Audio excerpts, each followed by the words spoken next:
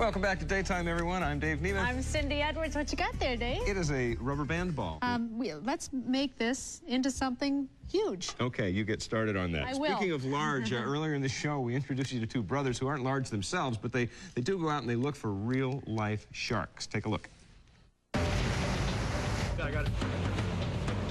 There will be no comfort zone. Hey, you know, this is where they caught that world record here we had last year. They must expect the unexpected. All right, let's be careful now. This could get ugly, over. And be ready when it comes. Yeah, we're pretty far from any help. I didn't see that second one.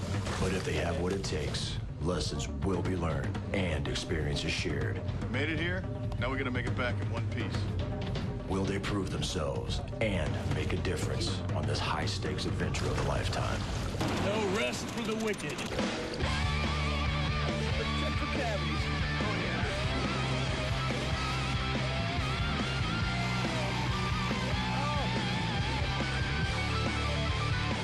Wow, seeing is believing. I like you guys. The brothers Paxton join us here again to show us some of their important gear, and it's really an amazing adventure that you guys live every single day. And I suppose when you tell people that you're real-life shark hunters, they must be a little bit taken aback.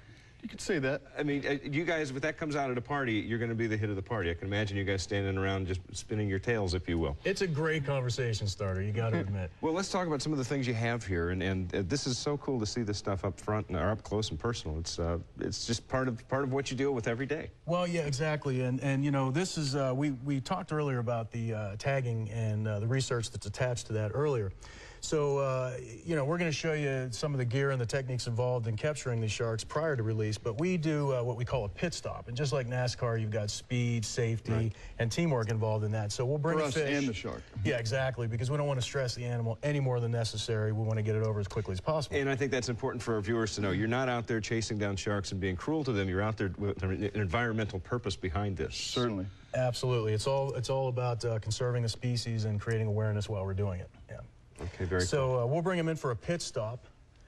This is a tag that we'll place and a much the larger purpose of shark. the tag is to what? Find out where they're going and what their habits are? Population, migrations. Yeah, this particular tag is actually used with the National Oceanic and Atmospheric Administration. It's a big Hard word. for me to say. It is a big word. So you actually jab the thing right into... Correct, yeah. This tag dart is inserted right here. Right behind the dorsal fin. Right next to the dorsal fin and the thick meat of their back. And it's about like getting a shot for us. All right, let's take a look at some of this other stuff that you guys use back here. Now, just when you do stick the shark, how big a shark, what's the biggest shark you've actually stuck? Well, you know, the sharks that we can work with in a beach environment, no different than if you're in a boat.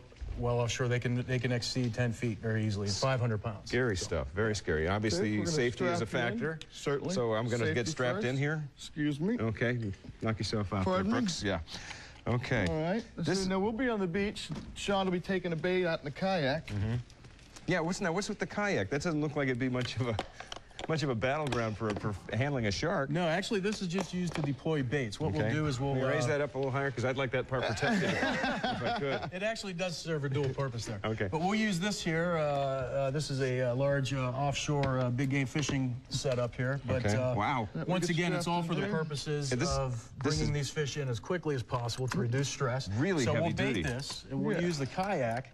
A paddler will drop that bait at predetermined places where there's structure like sandbars. We'll come back, and it's just kind of like a day at the beach, except you got a rod in your hand, your toes in the sand, and we're waiting for the big guy in the gray suit to show up. Exactly. And so when you do get a bite and you have a shark to tag, then what happens once you've got something on this line? Well, your job as an angler is extremely important, Dave, and as a matter of fact, you'd want to bring that fish in as fast as possible. So that's the sound you want to hear. We love that sound. Something like that. Wow. Yeah, I wish my alarm clock would do that. Whoa. Okay, Brooks, I get the idea. That's great. Well, it feels a lot worse than that. real life shark hunters, Brooks and Sean Paxton, we appreciate it. We're going to have more information available on our website, daytimeonline.tv. We'll be right back. Stay with us. That was fun. Again.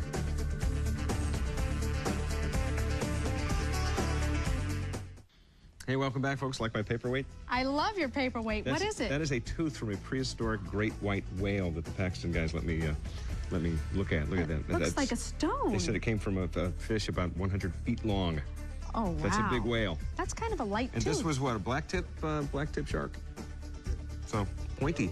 This is a shark? Shark tooth. So get your story right. You said this was a whale. Oh, I'm so sorry. Sorry, guys. Oh, well.